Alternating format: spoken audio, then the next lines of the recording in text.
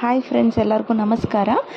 ನಾನು ಇದು last ವಿಡಿಯೋದು continuation ಹಾಕಿದ್ದೀನಿ. ಯಾಕೆಂದರೆ ಲಾಸ್ಟ್ ವಿಡಿಯೋದಲ್ಲಿ ಲೆಂತಿ ಆಗೋಗುತ್ತೆ ಅಂತ ಹೇಳ್ಬಿಟ್ಟು ಹಾಕ್ತಾ ಇರೋದು. ಇದು ಪತ್ರ ತೀರಿಸೋದು ನಾನು ಮುಂಚೆನೇ ತೋರಿಸಿದ್ದೆ, ದೇವರ ಸ್ಥಾನದಲ್ಲಿ ಯಾವ ಥರ ಎಲ್ಲ ಶಾಸ್ತ್ರಗಳನ್ನ ಮಾಡ್ತಾರೆ ಅಂತ. ಇದು ನಾವು ದೇವಸ್ಥಾನದಲ್ಲಿ ಎಲ್ಲ ಊಟ ಮಾಡಿಕೊಂಡು ಮನೆಗೆ ಬಂದ ಮೇಲೆ ನಮಗೆ ಎಲ್ಲರಿಗೂ ಕೂಡ ಎರಡೆರಡು ಕಂಚಿನ ತಟ್ಟೆ, ಒಂದು ಚೊಂಬು, ಒಂದು ಲೋಟ ಇದನ್ನು ತೊಗೊಂಬಂದಿದ್ರು. ಆ್ಯಕ್ಚುಲಿ ಕಂಚಿನ ತಟ್ಟೆ ಚೊಂಬು ತೊಗೊಬರ್ತಾರೆ, ಲೋಟ ಚೆನ್ನಾಗಿತ್ತು ಅಂತ ನಮ್ಮಮ್ಮ ತೊಗೊಂಬಂದಿದ್ರು. ಅದರಲ್ಲಿ 2 ಕಂಚಿನ ತಟ್ಟೆ ತಂದಿರ್ತಾರೆ. ಒಂದು ಕಂಚಿನ ತಟ್ಟೆಯಲ್ಲಿ ನಮಗೆ ಈ ಥರ ಹಾಲು ಅನ್ನ ಹಾಕಿ ಊಟ ಮಾಡಬೇಕು ಮನೆಗೆ ಬಂದ ಮೇಲೆ. ಇನ್ನೊಂದು ತಟ್ಟೆಯಲ್ಲಿ ನಮಗೆ ಮಡ್ಲಕ್ಕಿನ ಹಾಕೋದಕ್ಕೋಸ್ಕರ ಮಾಡಿರ್ತಾರೆ. ನಮಗೆ ಏನಂತ ಹೇಳಿದ್ರೆ ಈ ಥರ ಹಾಲು ಅನ್ನ ನಮಗೆ ಅಂದರೆ ತುಂಬ ಏನಲ್ಲ, ಸ್ವಲ್ಪನಾದರೂ ತಿನ್ನಬೇಕು ಅಂಥೇಳಿ ನಾವು ಆಲ್ರೆಡಿ ಅಲ್ಲಿ ಊಟ ಮಾಡ್ಕೊಂಬಂದಿದ್ದರಿಂದ ನಮಗೆ ಹೊಟ್ಟೆ ಎಲ್ಲ ಫಿಲ್ ಆಗಿಬಿಟ್ಟಿತ್ತು, ತಿನ್ನೋಕ್ಕೂ ಆಗ್ತಿರ್ಲಿಲ್ಲ. ಇದು ಶಾಸ್ತ್ರ ಇರೋದ್ರಿಂದ ಸ್ವಲ್ಪ ಅಟ್ಲೀಸ್ಟ್ ಒಂದೊಂದು ಸ್ಪೂನಷ್ಟು ಅನ್ನನಾದರೂ ತಿನ್ನಬೇಕು ಅಂತ ಹೇಳಿ ಅನ್ನ ಮತ್ತು ಹಾಲು ಮತ್ತು ಬೆಲ್ಲ 2-3 ಕೂಡ ಹಾಕಿ ತಿಂತಾ ಇರೋವಂಥದ್ದು. ನಾನು ನನ್ನ ತಂಗಿ ಕೂಡ, ಲಾಸ್ಟ್ನೇ ತಂಗಿ ಸ್ಯಾರಿ ಉಡ್ಕೊಂಡಿದ್ವಿ. ಚಿಕ್ಕವಳಿಗೆ ಮಧ್ಯದವಳು ರಮ್ಯಾ ಅಂತ ಹೇಳಿ, ಅವಳಿಗೆ ಪಾಪು ಇರೋದ್ರಿಂದ ಅವಳಿಗೆ ಸ್ಯಾರಿ ಹಾಕ್ಕೊಂಡು ಮೇಂಟೈನ್ ಮಾಡೋಕ್ಕಾಗಲ್ಲ, ಪಾಪುನ ಇಟ್ಕೋಬೇಕು ಮಾಡಬೇಕು ಅಂತ ಅವಳು ಆಲ್ರೆಡಿ ಬಿಚ್ಚಿಬಿಟ್ಟಿದ್ಲು. ನಮ್ಮಿಬ್ಬರಿಗೆ ಮಾತ್ರ ಇವತ್ತು ಮಡ್ಲು ದುಂಬ್ತಿದ್ದು. ಯಾಕೆ ಅಂತಂದರೆ ನಾವು ಬೇರೆ ಕಡೆ ಇರೋದ್ರಿಂದ, ಈಗ ನಾನು ಬ್ಯಾಂಗ್ಳೂರಲ್ಲಿರೋದು ಮತ್ತು ನನ್ನ ತಂಗಿನೂ ಅಷ್ಟೇ ಅವರ ಹಸ್ಬೆಂಡ್ ಮನೆಗೆ ಹೋಗ್ತಾಳೆ, ಅಲ್ಲೇ ಅವಳು ಹಾಸನಲ್ಲೇ ಇರೋದು. ನನ್ನ ಚಿಕ್ಕ ತಂಗಿ ಅಂತ ಅಂದರೆ ಅವಳು ಇವಾಗ ಪಾಪು ಆಗಿರೋದ್ರಿಂದ ಅವ್ರು ಇನ್ನೂ ಕೂಡ ಅವರ ಗಂಡನ ಮನೆಗೆ ಹೋಗಿಲ್ಲ. ಆ ಶಾಸ್ತ್ರ ಮಾಡಬೇಕಾದ್ರೆ ಅವರು ಮಡ್ಲು ದುಂಬಿ ಕಳಿಸ್ತಾರೆ. ಹಾಗಾಗಿ ನಮ್ಮಿಬ್ಬರಿಗೆ ಮಾಡ್ತಾ ಇದ್ದಿದ್ದು. ಮತ್ತು ಎಲ್ಲದಕ್ಕೂ ಕೂಡ ಹೆಸರು ಬರೆಸ್ಬಿಟ್ಟಿದ್ರು ನಮ್ಮಮ್ಮ. ಚೊಂಬು, ಲೋಟ ಮತ್ತು ತಟ್ಟೆಗೆ ಎಲ್ಲದಕ್ಕೂ ಕೂಡ ಹೆಸರು ಬರೆಸಿದ್ರು ಯಾರ್ಯಾರ್ದು ಅಂತ ಹೇಳಿ. ಅದಕ್ಕೆ ಎಲ್ಲರೂ ಕೂಡ ಅದನ್ನು ನೋಡಿಕೊಂಡು ಯಾವ್ಯಾವ ಹೆಸರು ಯಾರ್ಯಾರ್ದು ಅಂತ ನೋಡಿಕೊಂಡು ಅದನ್ನು ಎತ್ತಿಟ್ಕೋತಾ ಇದ್ವಿ. ಆಮೇಲೆ ನಮಗೆ ಇದನ್ನೇನು ಮಾಡ್ತಾರೆ ಅಂದರೆ, ಸ್ವಲ್ಪ ಫಸ್ಟು ಎಲ್ಲ ಹಾಲುವನ್ನು ತಿಂದು ಆದಮೇಲೆ ಫಸ್ಟು ನಮಗೆ ಸ್ವಲ್ಪ ಕೊಬ್ಬರಿ ಎಣ್ಣೆ ಹಚ್ತಾರೆ ತಲೆಗೆ. ಅಂದರೆ ಕೊಬ್ಬರಿ ಎಣ್ಣೆ ಯಾಕೆ ಅಂದರೆ ಎಲ್ಲರೂ ಹೋದಾಗ ಹಚ್ಚೋದು, ಬರೋದಕ್ಕೆ ಇಷ್ಟ ಆಗುತ್ತೆ, ಮನೆಗೆ ಬರ್ತಾ ಇರಲಿ ಅನ್ನೋ ಕಾರಣಕ್ಕೆ ಅಂತ. ಮುಂಚೆ ಯಾವುದೋ ಮನೆಗೆ ಹೋದಾಗ ಹಂಗಂತ ಹೇಳಿದರು, ಹಾಗಾಗಿ ಹಂಗಂತ ಗೊತ್ತು. ಬಟ್ ಅದೇನೋ ಪರ್ಫೆಕ್ಟ್ ರೀಸನ್ ಅಂತ ನನಗೆ ಗೊತ್ತಿಲ್ಲ.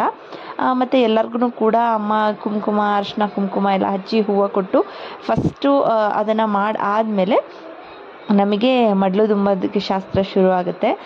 ಇದು ಮಡ್ಲು ದುಂಬ ಆದಮೇಲೆ ಏನು ಮಾಡಬೇಕು ಅಂತ ಅಂದರೆ, ನಾವು ಮನೆಯಲ್ಲಿ ಮಡ್ಲು ದುಂಬಿಸ್ಕೊಂಡ್ಮೇಲೆ ನಮ್ಮ ಮನೆಗೆ ಅಂದರೆ ನಮ್ಮ ತವ್ರ ಮನೆಗೆ ಎಲ್ಲ ಒಳ್ಳೆಯದಾಗಲಿ, ಯಾವಾಗಲೂ ಹಾಲು ಥರ ತಣ್ಣಗಿರಲಿ, ಹಾಲು ಉಕ್ದಂಗೆ ನನ್ನ ತವ್ರ ಮನೆಗೆ ಕೂಡ ವೃದ್ಧಿ ಆಗಬೇಕು ಅಂತ ಕೇಳ್ಕೋಬೇಕು. ಆವಾಗ ಈ ಶಾಸ್ತ್ರ ಏನು ಮಾಡಿದ್ದಾರೆ ಅದು ಸಂಪೂರ್ಣ ಆಗುತ್ತೆ ಅಂತ ಹೇಳ್ತಾರೆ. ಅದಕ್ಕೋಸ್ಕರನೇ ನಾವು ಹೊಸ ಟವಲ್ ಇರ್ಬೋದು, ಪ್ರತಿಯೊಂದು ಹೊಸದೇ ತರೋದು. ನಮಗೆ ಹೊಸ ಸೀರೆಯಿಂದ ಹಿಡಿದು ಪ್ರತಿಯೊಂದೂ ಹೊಸದೇ ತವರ ಮನೆಯಿಂದ ತಂದು ಕೊಟ್ಟಿರೋದು. ಇವಾಗ ನೋಡಿ ಮಡ್ಲು ದುಂಬಿ ನಮಗೆಲ್ಲರಿಗೂ ಕೂಡ ಆ ಶಾಸ್ತ್ರನ ನಮ್ಮ ಮನೇಲಿ ಮುಗಿಸಿದ್ರು.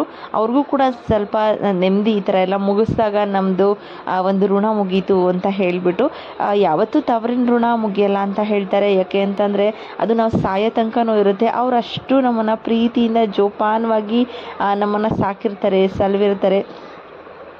ಅದನ್ನು ನಾವು ಯಾವತ್ತೂ ಮರೆತು ಇರೋದಕ್ಕಾಗಲ್ಲ, ಅದನ್ನು ಋಣ ಅಂತಲೂ ನಾವು ಅಂದ್ಕೊಳ್ಳೋದಕ್ಕಾಗಲ್ಲ. ಅವ್ರು ಕೊಟ್ಟಿರೋ ನಮಗೆ ಪ್ರೀತಿ, ನಮಗೆ ದೇವರು ನಮ್ಮನ್ನು ಚೆನ್ನಾಗಿಟ್ಟಿರಲಿ ಅಂತ ಪ್ರತಿ ಕ್ಷಣವೂ ಕೂಡ ನಮ್ಮ ಅಪ್ಪ ಅಮ್ಮನೇ ಜಾಸ್ತಿ ಕೇಳ್ಕೊಳ್ಳೋದು.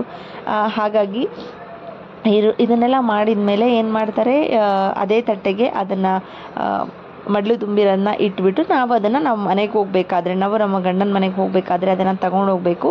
ತಗೊಂಡು ಹೋದ್ಮೇಲೆ ಅಕ್ಕಿನ ಏನು ಮಾಡಬೇಕು, ಅಕ್ಕಿನ ನಾವು ಫಸ್ಟು ಸ್ವಲ್ಪ ಬೆಲ್ದನ ಇರ್ಬೋದು, ಇಲ್ಲ ಏನೋ ಆದರೂ ಒಂದು ಸ್ವೀಟ್ ಮಾಡಿ ನಾವು ದೇವರ ಮನೇಲಿ ಇಟ್ಟು ಪೂಜೆ ಮಾಡಿ ಕೂಡ ನಾವು ಕೇಳ್ಕೋಬೇಕು, ಎಲ್ಲ ಒಳ್ಳೆಯದಾಗಲಿ ಅಂತ ಹೇಳಿ. ನಾನು ಕೂಡ ಮನೆಗೆ ಬಂದ ಮೇಲೆ ಅವತ್ತಿನ ರಾಯರ ದಿನವೇ, ನನಗೆ ರಾಯರಂದರೆ ತುಂಬ ಇಷ್ಟ. ಹಾಗಾಗಿ ರಾಯರು ನಮ್ಮ ಮನೆಯವ್ರಿಗೆಲ್ಲರಿಗೂ ಕೂಡ ತುಂಬ ಒಳ್ಳೇದು ಮಾಡಲಿ, ಚೆನ್ನಾಗಿರಲಿ ಅಂತ ಕೇಳಿಕೊಂಡು ಅವತ್ತು ಕೂಡ ನಾನು ಬೆಲ್ದನ ಮಾಡಿ ಆ ಅನ್ನದಲ್ಲಿ, ಅಂದರೆ ಸ್ವಲ್ಪ ಅನ್ನನ ಬೆಲ್ದನ ಮಾಡಿ ಉಳಿದಿದ್ದ ಅಕ್ಕಿ ಏನಿರುತ್ತೆ ಅದು ನಾರ್ಮಲಾಗಿ ನಾವು ಅಡುಗೆ ಮಾಡಬೇಕಾದ್ರೆ ಅನ್ನನ ಮಾಡ್ಕೋಬೋದು.